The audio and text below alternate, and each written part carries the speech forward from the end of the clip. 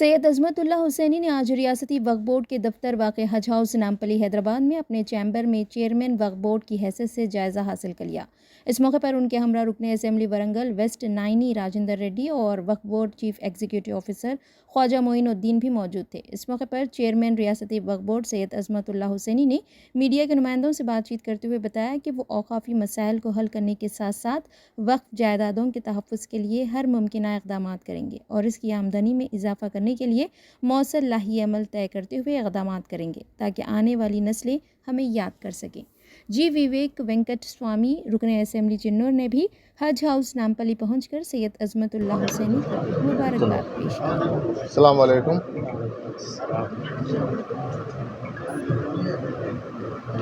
पिछले हफ्ते 16 तारीख को वक्फ बोर्ड के मोअज़्ज़िज़ अराकीन के जानिब से मुझे वक्फ बोर्ड का चेयरमैन मुंतखब करने के बाद आज मैं पूरी तरीक़े से आज वक्फ बोर्ड की चेयरमैन के हैसियत से अपना जायज़ा ले रहा हूँ। मुझे मुंतखब करने के लिए तमाम वक्फ बोर्ड के मोअज़्ज़िज़ अराकीन का मैं तहे दिल से शुक्रिया अदा करता हूँ और मेरे पिछले 25 साल की सियासी जो मेरा सफ़र रहा उसको मद्देनज़र रखते हुए जो एक मिल्लत की कौम की खिदमत के लिए मुझे बहुत भारी ज़िम्मेदारी मेरे कांधों पे रखे हैं, मुझ पर जो भरोसा करके, उसके लिए मैं हमारे क़ायद मोहतरमा सोनिया गांधी जी का, मल्लिकार्जुन खड़गे जी का, राहुल गांधी जी का, प्रियंका गांधी जी का, केसी वेणुगोपाल जी का, हमारे इंचार्ज दीपादास मुंशी जी का मैं शुक्रिया अदा करता हूं। उसके साथ साथ बहुत ख़ास तौर पर हमारे हरदिल अज़ीज़ वज़ीर आला जनाब रेवंत रेड्डी साहब का और नायब वज़ीर आला भट्टी विक्रमार्का साहब का, उसके साथ साथ तमाम वज़रा का मैं तहे दिल से शुक्रिया अदा करता हूं, जो मुझ पे ये ज़िम्मेदारी, मैं समझता हूं ये मेरे लिए ओहदा नहीं है, एक ज़िम्मेदारी समझ के मैं काम करूंगा इंशाअल्लाह। और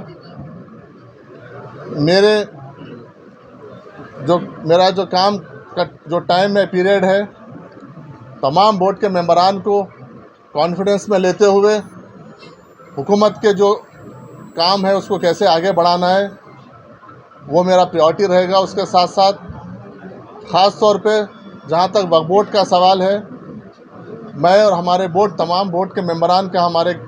4 चीज़ बहुत अहम हमारे तरजीहात में से रहेंगे। जो वक्फ बोर्ड के जो ज़मीनात पे जो कब्ज़े हुए हैं उसको हम किस तरीक़े से बचाएं, वापस लाएं,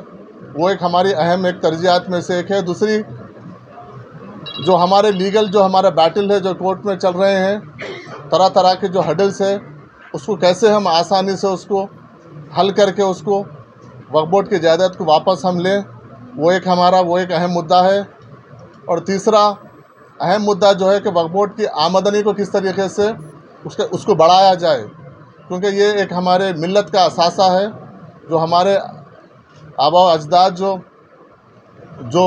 वक्फ को किए हैं, तो उसको किस तरीके से इसमें आमदनी बढ़ाकर कौम की वो कौम के लिए उसके लिए यूटिलाइज़ करें। और चौथा अहम ये है कि हम ऐसे कुछ कहना, हमारा बोर्ड का ये मुत्तफ़िक़ा एक सोच थी कि ऐसे कुछ इक़दामात और ऐसे कुछ फलाह बहबूदी काम करें जिससे आने वाली नस्लों को फ़ायदा हो। ये हमारे 4 अहम काम की तरफ हम ज़्यादा तवज्जो देंगे और वक्फ बोर्ड में बिल्कुल साफ़ सुथरा काम करने की कोशिश करेंगे। पिछली हुकूमतें थे, पिछले चेयरमैन थे, उनके जो भी अच्छे काम हैं हम उसको आगे बढ़ाएंगे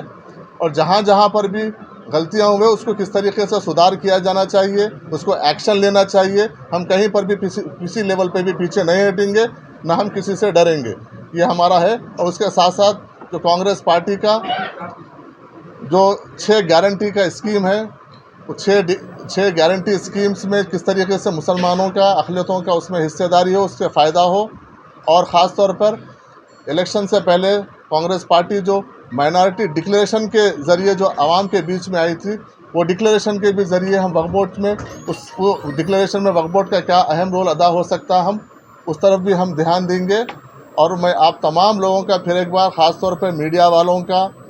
और मेरे जितने भी NSY यूथ कांग्रेस हमारे सीनियर कायदीन हैं, उन सब का मैं शुक्रिया अदा करता हूं जो मेरे सियासी सफ़र में मेरे साथ थे,